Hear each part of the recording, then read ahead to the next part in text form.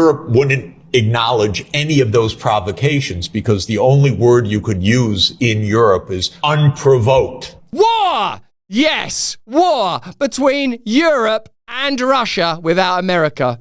Oh dear.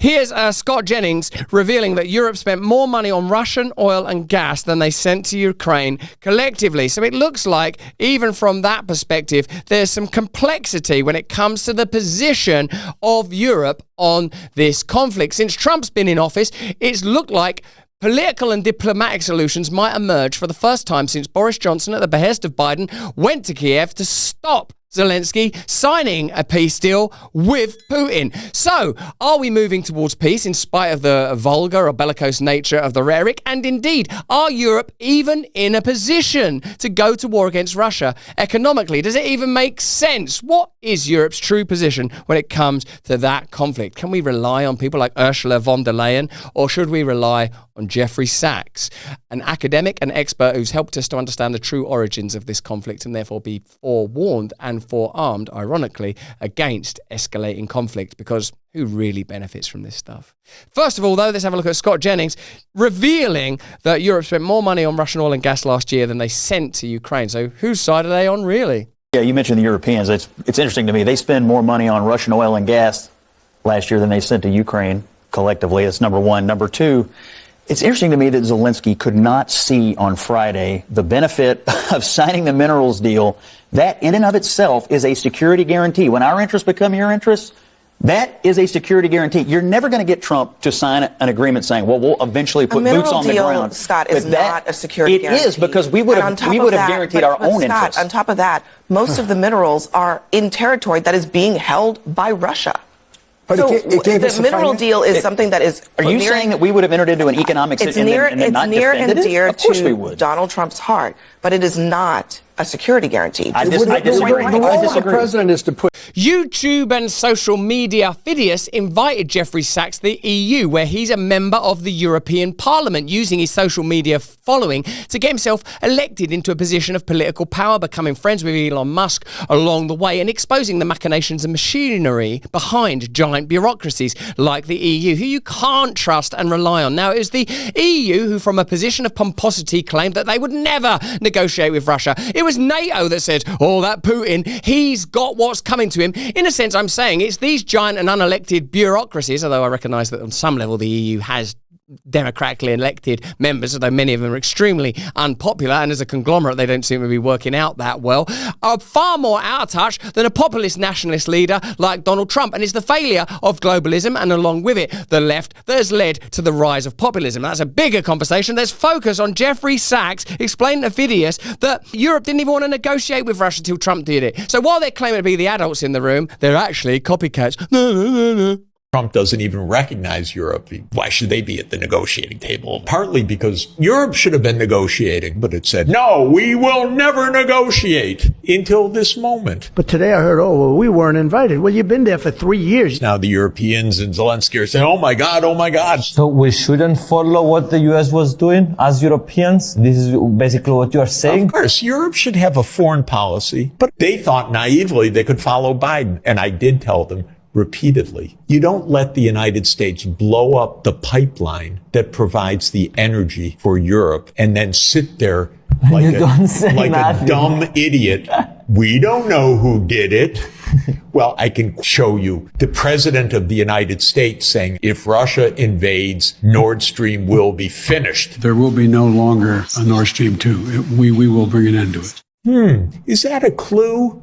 This is not foreign policy. This is doing what the United States wants, but now you obviously can't just follow Trump. It's crazy to me a lot, like out of the 720 members of the European Parliament, which one of them, majority, they vote to continue this war and to keep sending weapons. Now, strangely, if you ask of all the countries who ignores the UN the most, I'm sure every member of parliament would say, oh, Russia. But you know what? Let me mention a secret to the members of parliament. The United States is the country that ignores the UN completely. It's not even close. The United States have been engaged in 100 regime change operations since the end of World War II. 100. Russia just saw the U.S. pushing further, putting its missile systems, putting NATO enlargement, leaving the Intermediate Nuclear Force Agreement, leaving the ABM agreement. Europe wouldn't acknowledge any of those provocations because the only word you could use in Europe is unprovoked. Well, to my mind, frankly, you would say, okay, we understand you had reasons for all of this and many of them legitimate. We have our fears. Now, how do we work this out? Because whatever happens, we're sharing this continent together. That conversation between Fidias and Jeffery Sachs shows you everything you need to know about an optimistic new politics that might yet emerge. Sure, Trump is of a particular hue, but he's forming alliances that are exciting and new. And with figures like Fidias, who are political and media operators, facilitating experts like Sachs, informing us of the complex truths of the Ukraine-Russia conflict and Europe's dishonest and hypocritical position, it's possible that we could continue to develop more complex perspectives together, that what may yet grow out of MAGA might be something that even people that loathe Trump see as being relevant to them and their lives and born of values and virtues that are meaningful, even for the kind of diverse minorities that they claim that Trump is a dreadful threat to. Do you see that something brilliant could emerge right now? It's possible that we could oppose the type of hypocrisy and corruption that the Occupy movement was opposed to, that anyone that cares about community sovereignty, national sovereignty and individual sovereignty should be concerned with. Thank God for a figure like Fidias, thank God for Jeffery Sachs, and Lord alone protect us from the likes of Ursula von der Leyen, who's suggesting that we should create a European army. They are still advocating for globalism, more globalism, all the time telling you that the megalomaniacal tyrant that you should fear is Donald Trump. It doesn't make sense. Rumble have always believed in empowering free speech voices. Do you remember when dirty old Dunkin' Donuts turned their backs, and their stinking donuts? They said that Rumble had a right-wing culture. No. Free speech isn't fascist, but Dunkin' Donuts would have you believe it. So would YouTube, so would all the globalists.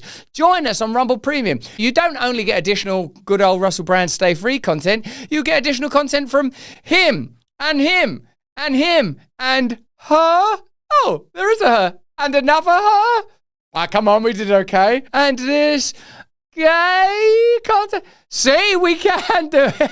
We ain't no right wing. We're excited to offer you Rumble Premium, a completely ad-free experience with exclusive benefits for viewers and creators. For a limited time, you can get $10 off an annual plan using the promo code BRAND. Visit rumble.com/premium/brand to help me, use me, help me, and help you. Help me, help you. That's Jerry Maguire, huh? Help me, help you. Together, we can turn the tide. Whether you join Rumble Premium or simply keep watching, your kindness helps free speech alive. And if enough of you join, I might give you one last glimpse at these little guys. You can't loathe Elon Musk because he's got too much power and then say that the EU should be able to arm itself, particularly when Ursula von der Leyen during the pandemic period behaved like a plutocrat, was dishonest, and advanced the idea that we should get vaccinated without knowing what exactly was going into our arms. If you took it, I never took it. She can't claim to be a friend of democracy. Here she is claiming that in order to be a friend of democracy, in order to bring about peace, we have to have war, that Europe will be stepping up its defense expenditure and rearming itself. We had a very good and frank discussion. We've discussed everything that is around peace and strength. And of course, security guarantees are of utmost importance for Ukraine, but we need comprehensive security guarantees. This includes that we have to put Ukraine in a position of strength, that it has the means to fortify and protect itself from the economic survival to the military resilience. It's basically turning Ukraine into a steel porcupine that is indigestible for potential invaders. And therefore the focus is not only on the military supply, but also, for example, securing the energy system and making sure that over time this is a strong and resilient country. The second element I brought to the table is that we urgently have to rearm Europe. And for that, I will present a comprehensive plan how to rearm Europe on the 6th of March, when we have our European Council to the leaders. And what level of spending should individual countries make to defence? One thing is very sure, we have to have a surge in defence. We really have to step up massive the defence expenditure.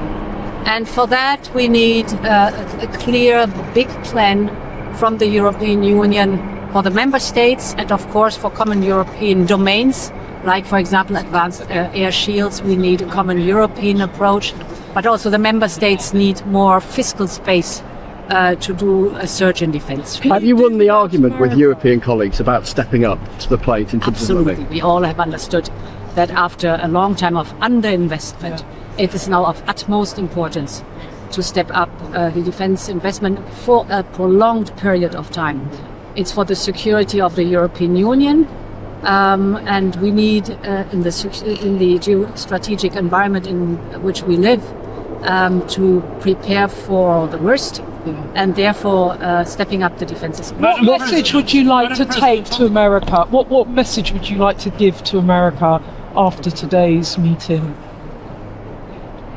We are ready, together with you, to defend democracy, to defend the principle that there is a rule of law, that you cannot invade your neighbor and bully your neighbor, or you cannot change borders with force.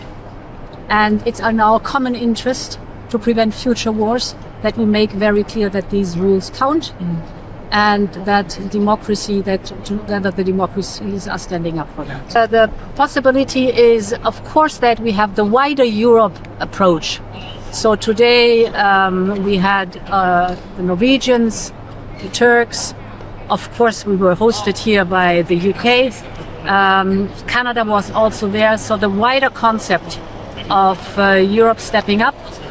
And what does that mean in terms of numbers of soldiers on the ground? How many European soldiers on the ground? United States, we stand up for the common interest. Thank you. So, if you believe in peace, it's time, I would say, to start supporting populist candidates in your country wherever you can. Disrupt their machinery. Remember, it's the EU that went into Romania to reverse their elections. It's the EU that said they'd do the same thing in Germany if it were necessary. You cannot trust the globalists. You must not trust the globalists. It's a new form of imperialism that you have to oppose. Even if you don't agree with every aspect of nationalism, you must recognise that it's better than globalism. But that's just what I think. Why don't you let me know what you think in the comments and the chat. Remember, join us on Rumble Premium. We've got a fantastic lineup over here on Rumble, and by supporting us directly, you get ad-free content. Hey, thanks for watching. If you want to see more uncensored content where free speech can flourish, join our live stream. Click the link right here to watch the next video if you want to, or become a member of a growing movement. Download the Rumble app and you'll be informed every time we make a new piece of content. Stay free.